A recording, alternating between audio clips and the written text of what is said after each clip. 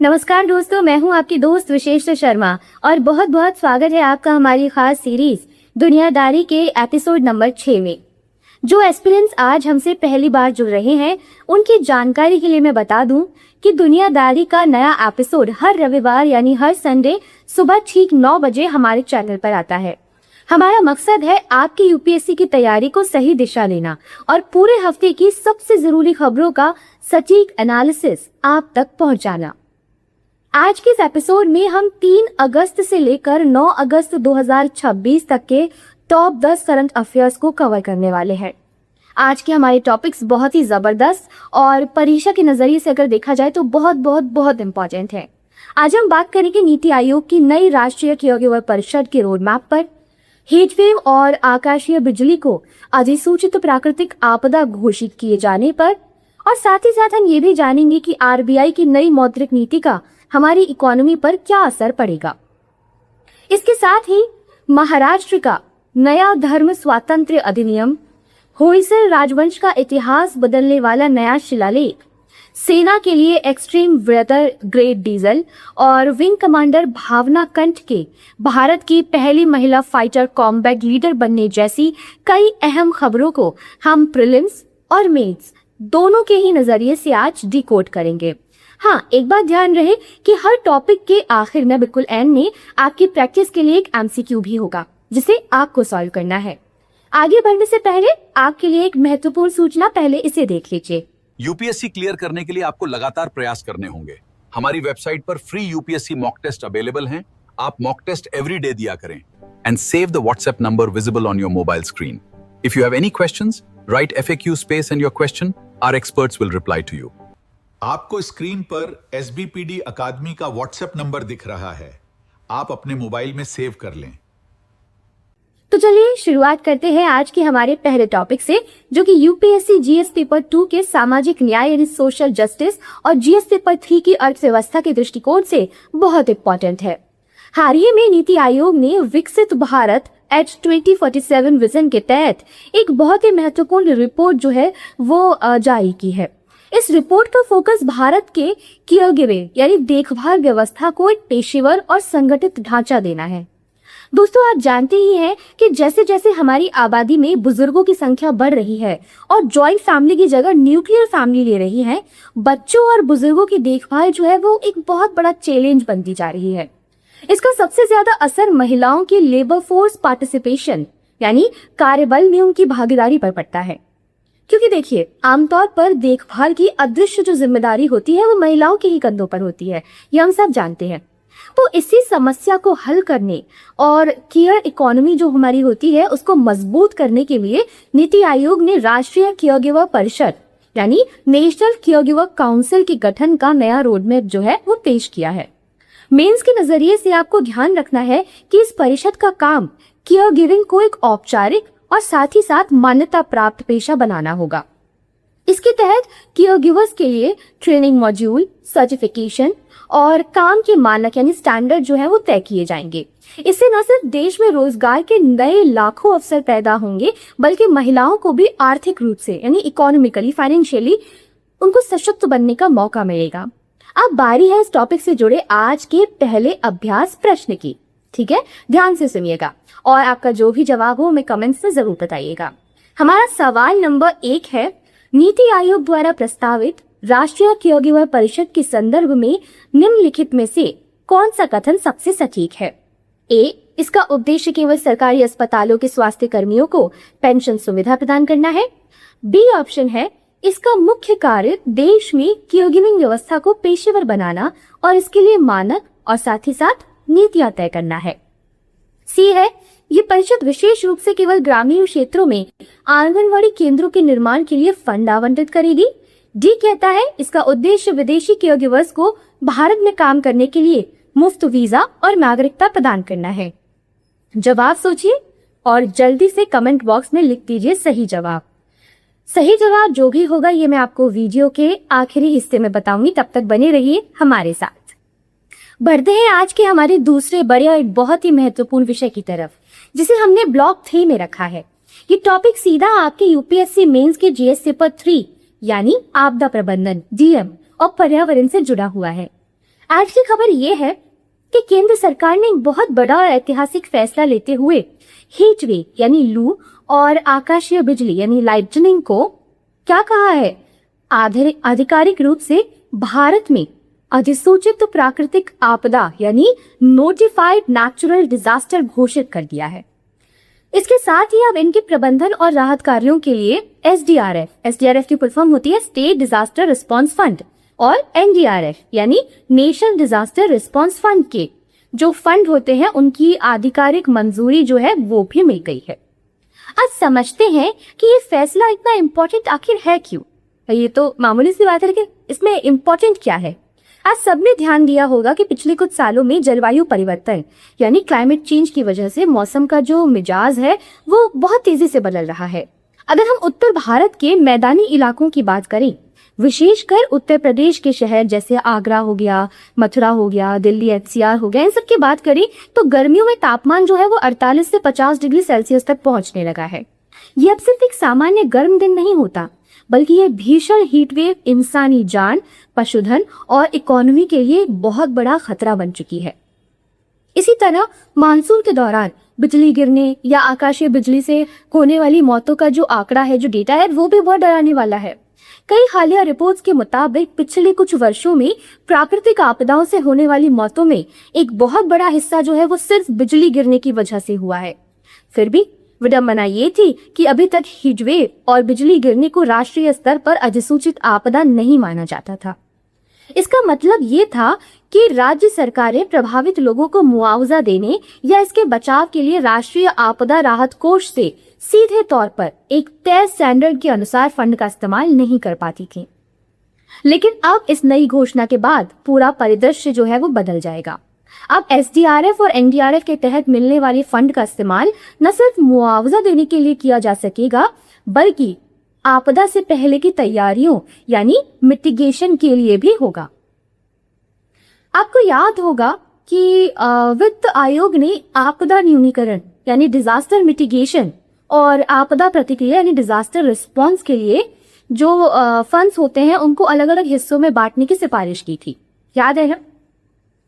इस नई अधिसूचना के बाद राज्य सरकारें उस मिटिगेशन फंड का इस्तेमाल बड़े पैमाने पर जागरूकता अभियान चलाने के लिए कर सकेंगी, जैसे हीटवेव से बचने के लिए शहरों में सार्वजनिक कूलिंग शेल्टर बनाना, अस्पतालों यानी हॉस्पिटल्स में विशेष हीट स्ट्रोक वार्ड तैयार करना और आकाशीय बिजली से बचाव के लिए संवेदनशील इलाकों और ऊंची इमारतों पर लाइटनिंग अरेस्टर लगाना। ये सारे काम किए जा सकेंगे।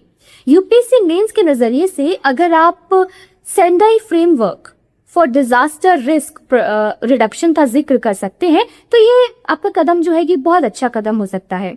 बिल्कुल उसी दिशा में, यानी आपदा के बाद की प्रतिक्रिया रिएक्टिव अप्रोच से हटकर आपदा से पहले की तैयारी यानी प्रोएक्टिव अप्रोच की ओर बढ़ना।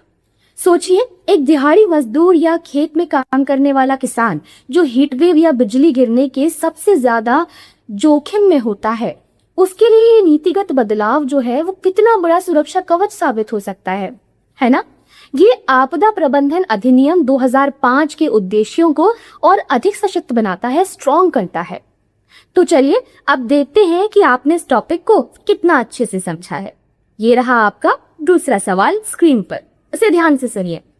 सवाल नंबर 2 है, अधिसूचित प्राकृतिक आपदा घोषित होने के बाद हीटवेव और आकाशीय बिजली के संदर्भ में निम्नलिखित में से कौन सा या कौन से लाभ जो है वो प्राप्त होंगे?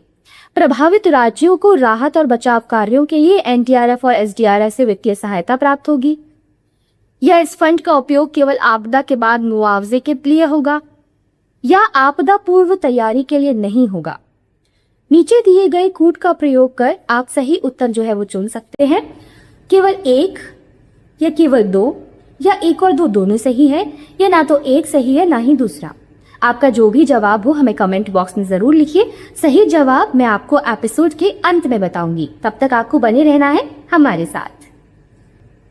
अब आते हैं हमारे तीसरे टॉपिक पर, जिसका सीधा संबंध हमारी अर्थव्यवस्था यानी यूपीएससी के जीएस पेपर 3 से है।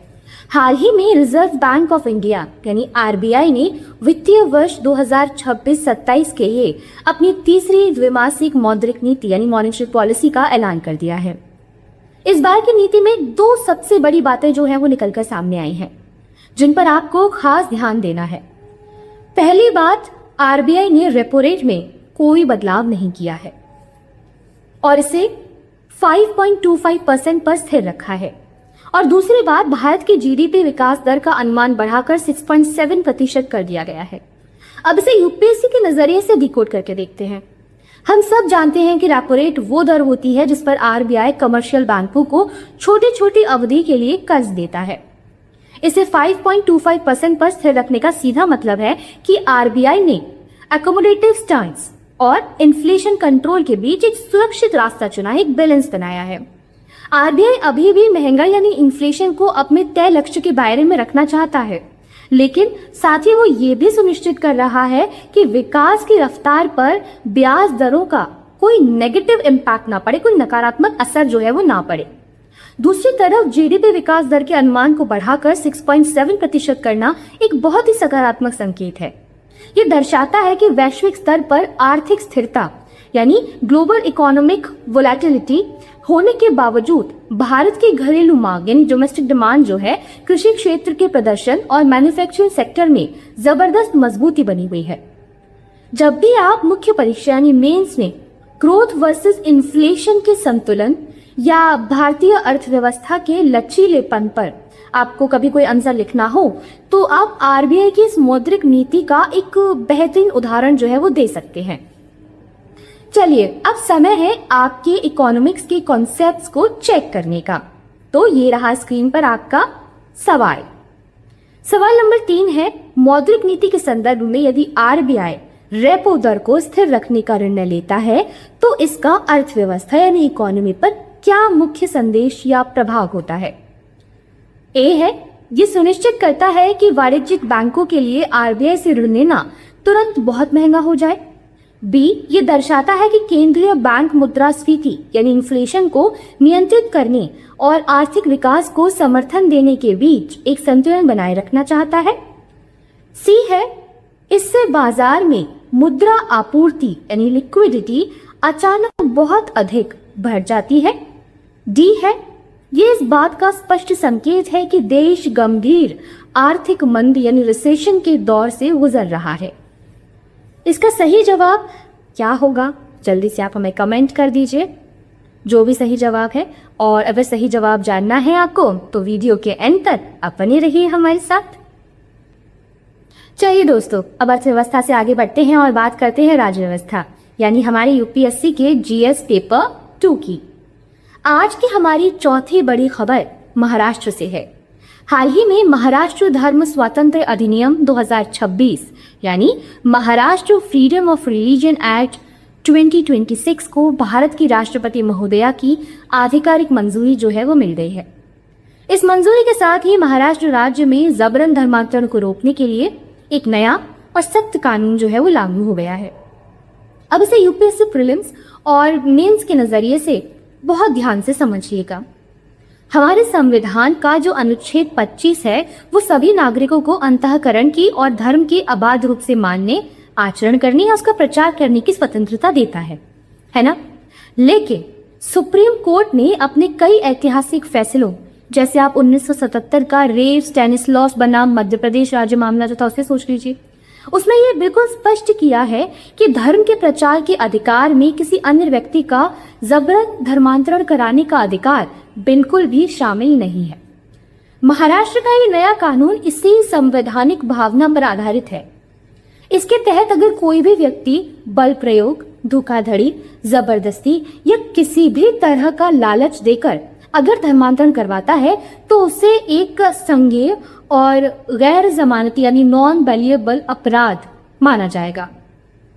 इस कानून की दो सबसे अहम बातें, बहुत इंपॉर्टेंट बातें जो आपको एग्जाम के लिए याद रखनी है वो ये है, पहले तो ये कि अगर कोई व्यक्ति स्वेच्छा से यानी अपनी मर्जी से धर्म बदलना चाहता है तो उसे एक तय समय सीमा के भीतर पहले जो जिला मजिस्ट्रेट होते हैं उनको इसकी पूर्व सूचना देनी होगी। दूसरी बड़ी बात यह है कि इस तरह के मामलों में सबूत का भार, बर्डन ऑफ प्रूफ, उस व्यक्ति पर होगा जिसने धर्मांतरण कराया है, ना कि उस व्यक्ति पर जिसका धर्मांतरण हुआ है। ये बात समझने की है।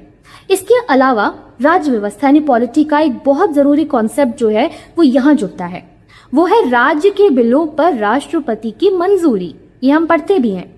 जब राज्य विधानसभा कोई महत्वपूर्ण कानून पास करती है जो मौलिक अधिकारों को प्रभावित कर सकता है, फंडामेंटल राइट्स को, तो संविधान के तहत राज्यपाल के पास उस बिल को राष्ट्रपति के विचार के लिए सुरक्षित रखने का अधिकार होता है, गवर्नर को।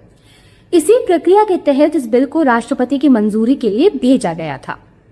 तो चलिए अब समय है इस टॉपिक से जुड़े आपके आज के चौथे सवाल का। सवाल आपकी स्क्रीन पर है।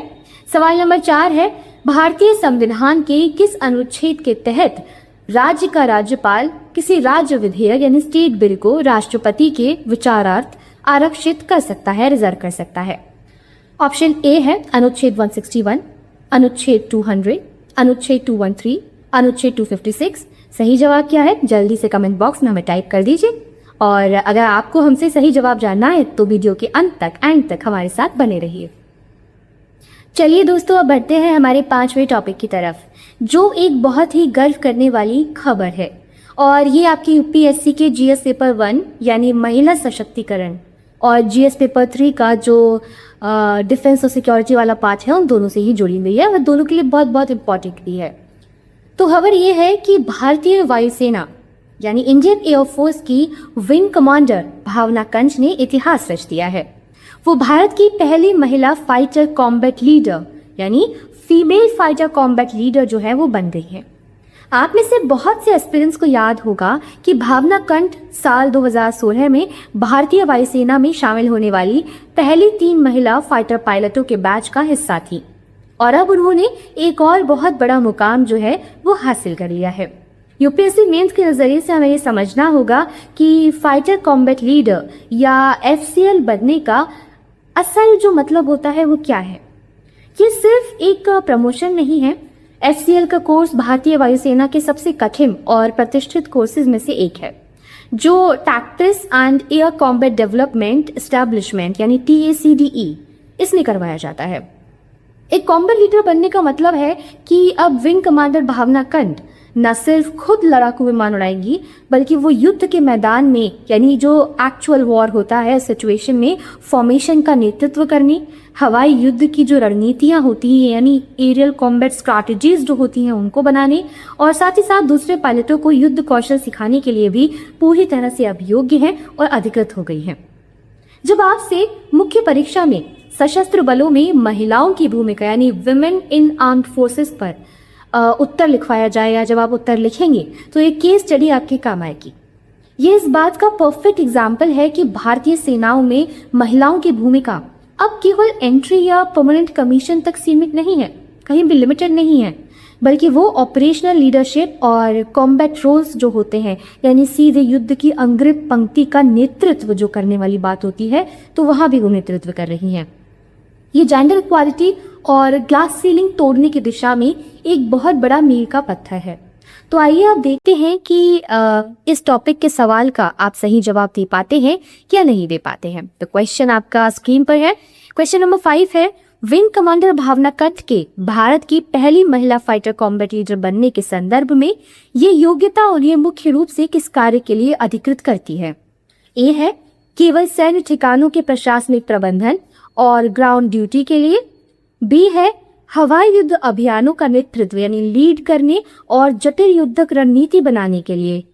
सी है विदेशी वायुसेनाओं के साथ केवल कूटनीतिक रक्षा समझौतों पर हस्ताक्षर करने के लिए। डी है वायुसेना में केवल एयर ट्रैफिक कंट्रोल यानी ATC के संचालक के लिए। जल्दी से अपना सही विकल्प चुनिए और कमेंट्स में लिखकर हमें बता दीजिए।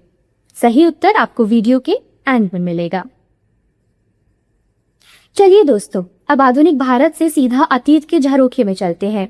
हमारा छठा टॉपिक प्राचीन और पूर्व मध्यकालीन भारतीय इतिहास तथा संस्कृति यानी आपके जीएस पेपर 1 से जुड़ा हुआ है। हाल ही में कर्नाटका में एक नया शिलालेख यानी इंस्क्रिप्शन जो है वो खोजा गया है, जिसने दक्षिण भारत के महान होयसल राजवंश के इतिहास और उसके कार्यक्रम की एक बहुत बड़ी गुत्थी जो है उसको सुलझा दिया है। इस नए शिलालेख से होयसल वंश के सबसे प्रतापी राजाओं में से एक राजा विष्णुवर्धन की मृत्यु की सटीक जानकारी और तारीख का पता चला है। मैं आपको याद दिला दूं कि राजा विष्णुवर्धन वही महान शासक हैं जिन्होंने बेलूर के प्रसिद्ध चेन्नकेशी मंदिर का निर्माण करवाया था। याद है ना आपको? अगर नहीं याद है तो रिवाइज कर लीजिए। होयसल वास्तुकला के ये मंदिर अपने अद्भुत और बारीक नक्काशी वाले काम के लिए जाने जाते हैं। लेकिन साथ ही में इस खबर ने यूपीएससी प्रीलिम्स और मेंस के नजरिए से जो सबसे ज्यादा दिलचस्प और अहम पॉइंट है वो है गरुड़ परंपरा, यानी गरुड़ ट्रेडिशन। जी हाँ, आपने बिल्कुल ठीक सुना, गरुड़ परंपरा। इस शिलालेख ने इस प्राचीन सैन्य परंपरा पर बहुत गहरा प्रकाश डाला है। अब शायद आप सोच रहे होंगे कि ये गरुड़ परंपरा क्या थी, क्या है, कहाँ से ये नाम आया। असल में होयसल साम्राज्य में राजा की कुछ बेहद खास, चुनिंदा और सबसे वफादार अंगरक्षक हुआ करते थे, जिन्हें कहा जाता था गरुड़। ये वो योद्धा थे जो साए की तरह हर पल राजा की रक्षा करते थे। इन्होंने शपथ ली होती थी कि राजा की जीवित रहते हुए उन पर कोई आंच नहीं आने देंगे। लेकिन इस परंपरा का सबसे हैरान करने वाला पहलू ये था कि जब राजा की मृत्यु हो जाती थी तो ये गरुड़ सैनिक भी अनुष्ठानिक रूप से आत्म बलिदान यानी रिचुअल सुसाइड कर लेते थे। मतलब समझे आप? यानी राजा के साथ ही अपने प्राण भी त्याग देते थे। ये राजभक्ति, समर्पण और वफादारी का एक चरम रूप था जिसे उस समाज में बहुत सम्मान की दृष्टि से देखा जाता था। कला और संस्कृति यानी आर्ट एंड कल्चर के पेपर में इस तरह की विशिष्ट ऐतिहासिक और सामाजिक परंपराओं पर आयोग जो है वो अक्सर बहुत गहराई से सवाल पूछता है। इसलिए इस गरुड़ परंपरा को अपने नोट्स में आप जरूर शामिल कर लीजिएगा और शामिल करने के साथ हाईलाइट भी कर लीजिएगा। तो चलिए अब इस दिलचस्प विषय पर आपका ज्ञान जो है उसे परखते हैं। तो ये रहा आपका आज का छठा सवाल। सवाल नंबर 6 है, भारतीय इतिहास के संदर्भ में होयसल राजवंश से जुड़ी गरुड़ परंपरा का क्या अर्थ था? पहला है, ये दक्षिण भारत में रथ मंदिरों के निर्माण की एक विशेष वास्तुकला शैली थी। बी है, ये राजा के उन विशेष और वफादार अंगरक्षकों से संबंधित थी जो राजा की मृत्यु के बाद अनुष्ठानिक रूप से आत्म बलिदान कर लेते थे। सी है कि होयसल साम्राज्य में भूमि राजस्व यानी लैंड रेवेन्यू वसूलने की एक प्रणाली थी। डी है, ये युद्ध से पहले सेनापति द्वारा किया जाने वाला एक पवित्र अग्नि अनुष्ठान था। आपका क्या जवाब है ये आप हमें जल्दी से कमेंट बॉक्स में बता दीजिए और सही जवाब जानना है तो वीडियो की एंड में आपको मिलेगा। तो एस्पिरेंट्स, इतिहास के पन्नों से बाहर आते हैं और बात करते हैं हमारी राष्ट्रीय सुरक्षा यानी नेशनल सिक्योरिटी और रक्षा तकनीक की। हमारा 7वां टॉपिक सीधे आपके यूपीएससी के जीएस पेपर 3 के सुरक्षा और स्वदेशी तकनीक उस वाले हिस्से से जुड़ा हुआ है। तो आइए इसे जानते हैं। हाल ही में क्या हुआ है कि भारतीय सेना और भारत पेट्रोलियम कॉर्पोरेशन लिमिटेड यानी बीपीसीएल ने मिलकर एक बहुत ही शानदार और रणनीतिक रूप से महत्वपूर्ण स्वदेशी ईंधन जो है उसको लॉन्च किया है, जिसे एक्सट्रीम वेदर ग्रेड यानी XWG डीजल नाम दिया गया है। इसे समझने के लिए थोड़ा भौगोलिक पृष्ठभूमि में चलते हैं। अब देखिए, आप सभी जानते हैं कि भारत की चीन के साथ लगने वाली line of actual control LAC और सियाचिन जैसे ऊंचाई वाले क्षेत्रों में सर्दियों के दौरान तापमान जो है वो -30 से -40 डिग्री सेल्सियस तक गिर जाता है। जानते हैं ना? इतने शून्य से नीचे के तापमान यानी सब जीरो टेम्परेचर्स में सबसे बड़ी लॉजिस्टिक समस्या प्रॉब्लम ये आती है कि सामान्य डीजल जो है वो जमने लगता है, जिसे तकनीकी भाषा में डीजल का वैक्सिंग कहते हैं, यानी वैक्सिंग ऑफ डीजल। जब ईंधन ही जम जाएगा तो हमारे टैंक या हमारी बख्तरबंद गाड़ियां जो हैं या सेना के ट्रक्स जो हैं वो वहीं रुक जाएंगे, जिससे युद्ध गतिशीलता यानी कॉम्बैट मोबिलिटी पूरी तरह से ठप हो सकती है। ठीक है, इस भारी समस्या का समाधान है ये नया XWG डीजल, जिसे विशेष रूप से ऐसे केमिकल कॉम्पोजिशन के साथ भारत में ही डेवलप किया गया है। और ऐसे किया गया है कि ये अत्यधिक ठंड में भी तरल अवस्था में रहता है, लिक्विड स्टेट में, और इंजन को स्मूथ रखता है। यूपीएससी मेंस में जब आप सीमा प्रबंधन यानी बॉर्डर मैनेजमेंट या रक्षा क्षेत्र में आत्मनिर्भर भारत पर आंसर लिख रहे हो तो इस स्वदेशी XWG डीजल का उदाहरण जो है वो आप जरूर दें और कोशिश करें इसे अपने नोट्स में भी शामिल कर लें। ये न केवल ऊंचाइयों पर हमारी सेना की ऑपरेशन रेडीनेस यानी हर मौसम में युद्ध के लिए तैयार रहने की जो क्षमता होती है उसको कई गुना बढ़ा देगा, बल्कि इससे सर्दियों में विदेशी विंटर ग्रेड फ्यूल पर हमारी निर्भरता जो है वो भी कम हो जाएगी या फिर बिल्कुल खत्म हो जाएगी। ये सेना की लॉजिस्टिक सप्लाई चेन को मजबूत करने की दिशा में एक बहुत बड़ा कदम है। अब देखते हैं कि ये कॉन्सेप्ट आपको कितना क्लियर हुआ है। ये रहा आपका 7वां सवाल, आप ये कॉन्सेप्ट को चेक करने के लिए। सवाल नंबर 7 है, भारतीय सेना और बीपीसीएल द्वारा हाल ही में लॉन्च किए गए एक्सट्रीम वेदर ग्रे यानी XWG डीजल का प्राथमिक उद्देश्य क्या है? प्राइमरी गोल ए, नौसेना के पनडुब्बियों के लिए गहरे समुद्र में प्रदूषण मुक्त ईंधन उपलब्ध कराना। बी, LAC जैसी अत्यधिक ऊंचाई और शून्य से नीचे के तापमान वाले क्षेत्रों में सेना के वाहनों और टैंकों को जमने से रोकना और गतिशीलता बनाए रखना। सी है, वायुसेना की लड़ाकू विमानों की गति को सुपरसोनिक स्तर तक बढ़ा देना। डी है, केवल रेगिस्तानी इलाकों में भीषण गर्मी के दौरान वाहनों को ओवरहीट होने से बचाना। जल्दी से अपना सही विकल्प चुनिए और कमेंट्स में हमें बताइए कि आपने कौन सा आंसर जो है वो चुना है। और अगर आपको सही जवाब जानने हैं तो आप जानते ही हैं कि वीडियो के एंड में मैं आपको दूंगी, तब तक हमारे साथ बने रहिए। चलिए दोस्तों, रक्षा तकनीक से आगे बढ़ते हैं और बात करते हैं पर्यावरण और जैव विविधता की, यानी आपके GS पेपर 3 के एक बहुत ही इम्पोर्टेंट टॉपिक की। आज के इस 8वें टॉपिक में हम 2 इम्पोर्टेंट पहलुओं पर चर्चा करेंगे। पहला है गोवर्धन योजना। हाल ही में सरकार ने इस योजना के तहत कॉम्प्रेस्ड बायोगैस यानी CBG के उत्पादन को तेजी से बढ़ाने पर जोर दिया है। इसका मुख्य उद्देश्य देश में सर्कुलर बायो इकोनॉमी को बढ़ावा देना है। आसान भाषा में अगर मैं इसको आपको समझाऊं तो ये कचरे से कंचन बनाने का मॉडल है, जहां मवेशियों के गोबर और जो कृषि अपशिष्ट होता है यानी एग्रीकल्चरल जो वेस्ट होता है उसका इस्तेमाल करके क्लीन एनर्जी जो है वो बनाई जा रही है। मेंस परीक्षा में जब भी नवीकरणीय ऊर्जा यानी रिन्यूएबल एनर्जी या किसानों की अतिरिक्त आय का अगर कोई भी सवाल आए तो गोवर्धन योजना का जिक्र जरूर किया जा सकता है, क्योंकि ये ग्रीन हाउस गैसों के उत्सर्जन को कम करने के साथ साथ हमारी ग्रामीण अर्थव्यवस्था को भी मजबूत कर रही है, स्ट्रॉन्ग कर रही है। इसी खबर का दूसरा अहम पहलू है मध्य भारत का सतपुड़ा मेलाघाट टाइगर कॉरिडोर। सतपुड़ा जो कि मध्य प्रदेश में है और मेलघाट जो महाराष्ट्र में है, उसके बीच का ये जंगली गलियारा बाघों की सुरक्षित आवाजाही के लिए बहुत क्रिटिकल है। यूपीएससी अक्सर वन्यजीव गलियारों यानी जो वाइल्ड लाइफ कॉरिडोर्स होते हैं उनकी इंपॉर्टेंस पर सवाल पूछता है कि इनका क्या महत्व है।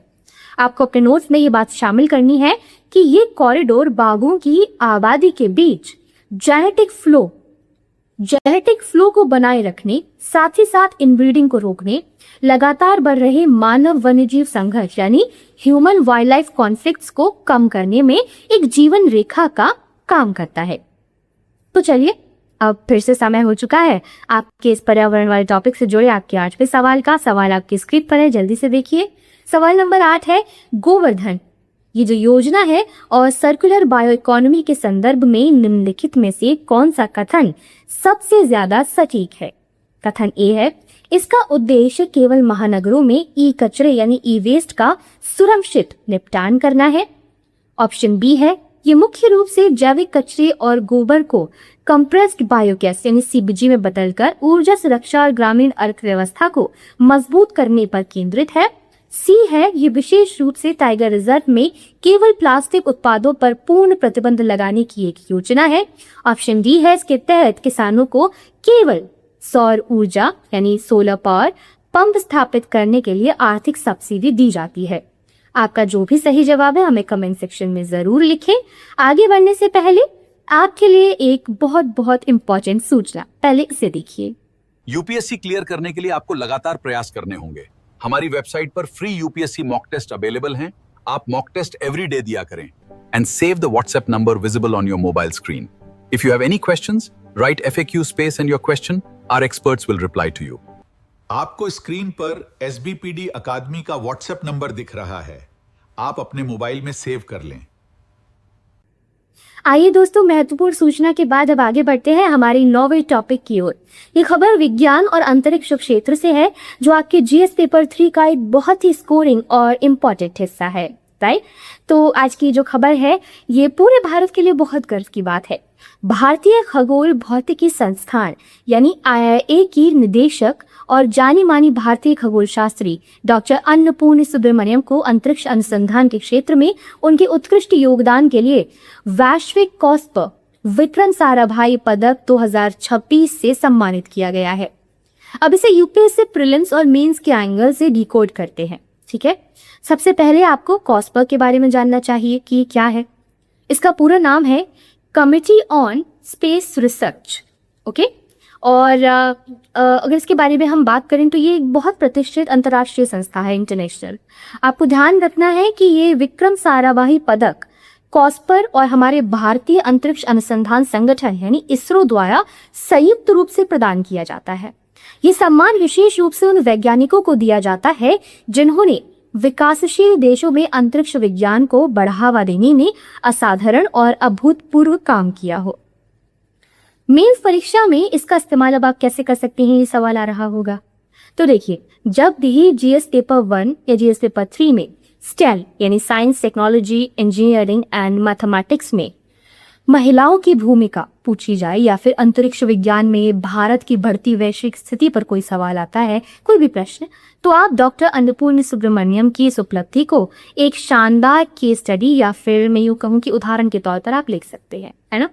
ये दर्शाता है कि भारतीय महिलाएं जो हैं वो ग्लोबल साइंस लीडरशिप में उतनी मजबूत पहचान अपनी बना चुकी हैं जितनी हमें चाहिए। चलिए अब देखते हैं कि इस टॉपिक से जुड़े सवाल का जवाब जो है वो आप दे पाते हैं या नहीं। जल्दी से सवाल देखिए। सवाल नंबर 9 आपकी स्क्रीन पर है। सवाल है कि हाल ही में चर्चित कॉस्पर विक्रम साराभाई पदक के संबंध में निम्नलिखित में से कौन सा कथन जो है वो सबसे सटीक है। ऑप्शन ए है, ये पुरस्कार केवल उन अंतरिक्ष यात्रियों को दिया जाता है जिन्होंने अंतर्राष्ट्रीय अंतरिक्ष स्टेशन यानी ISS की यात्रा की हो। ऑप्शन बी है, ये कॉस्पर और इसरो द्वारा संयुक्त रूप से विकासशील देशों में अंतरिक्ष अनुसंधान में उत्कृष्ट योगदान के लिए दिया जाता है। ऑप्शन नंबर सी है, ये नासा द्वारा दिया जाने वाला सर्वोच्च नागरिक सम्मान है जो केवल अमेरिकी नागरिकों को मिलता है। ऑप्शन नंबर डी क्या कहता है, ये कहता है कि यह पदक केवल जलवायु परिवर्तन पर शोध करने वाले पर्यावरणविदों को दिया जाता है। अब जल्दी से आपका जो भी जवाब हो हमें कमेंट बॉक्स में टाइप कर दीजिए और सही जवाब जानना है तो क्या करना है, एंड तक हमारे साथ बने रहना है। चलिए दोस्तों, अब हम पहुंचे हैं आज के हमारे 10वीं और आखिरी टॉपिक पर, जो आपके जीएस पेपर 2 के अंतर्राष्ट्रीय संबंध और सॉफ्ट पावर कूटनीति यानी सॉफ्ट पावर डिप्लोमेसी से जुड़ा हुआ है। ठीक है, तो खेल जगत से भारत के लिए एक बहुत ही शानदार और ऐतिहासिक खबर जो है वो आई है। हाल ही में संपन्न हुए 2026 के ग्लासगो राष्ट्रमंडल खेलों यानी कॉमनवेल्थ गेम्स जो होते हैं उसमें भारत ने शानदार प्रदर्शन करते हुए कल 39 पदकों के साथ पदक तालिका में चौथा स्थान हासिल किया है। हमारे एथलीटों ने एक बार फिर से विश्व स्तर पर अपनी प्रतिभा का लोहा मनवाया है।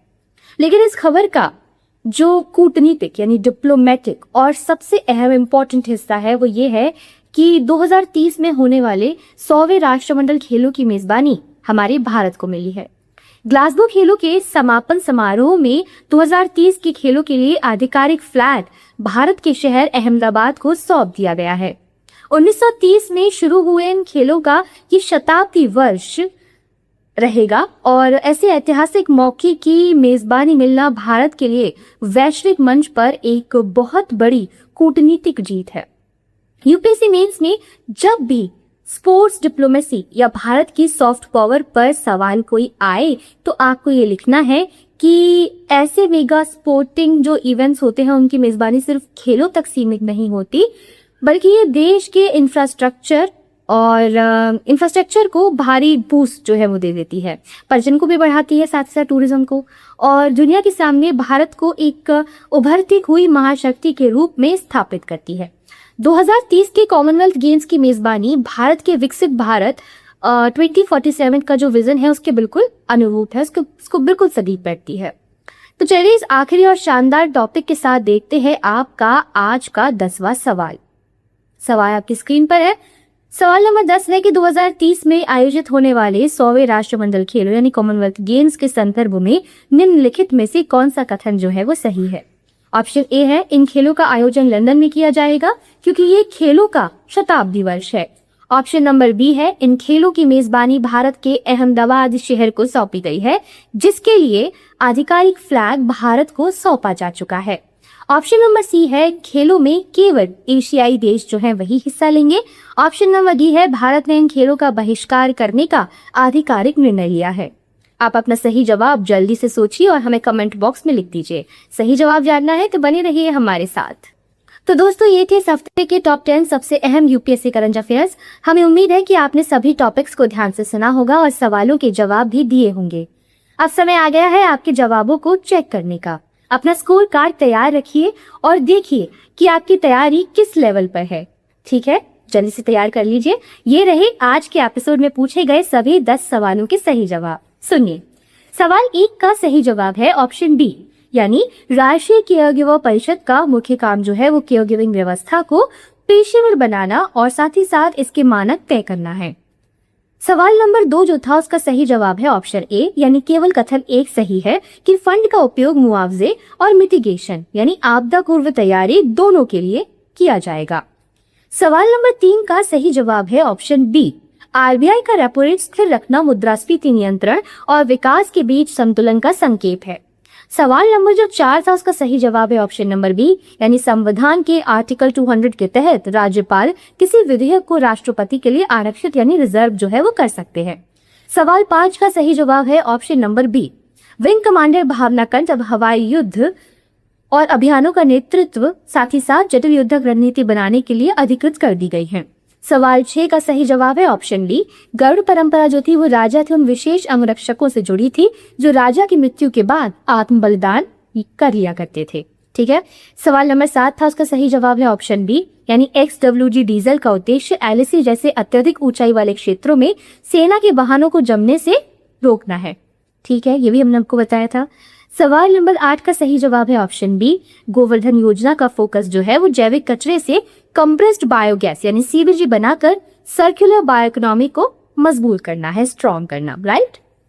सवाल नंबर जो 9 था उसका सही जवाब है option number B, COSPAR Vikram Sarabhai पदक विकासशील देशों में अंतरिक्ष अनुसंधान के लिए दिया जाता है और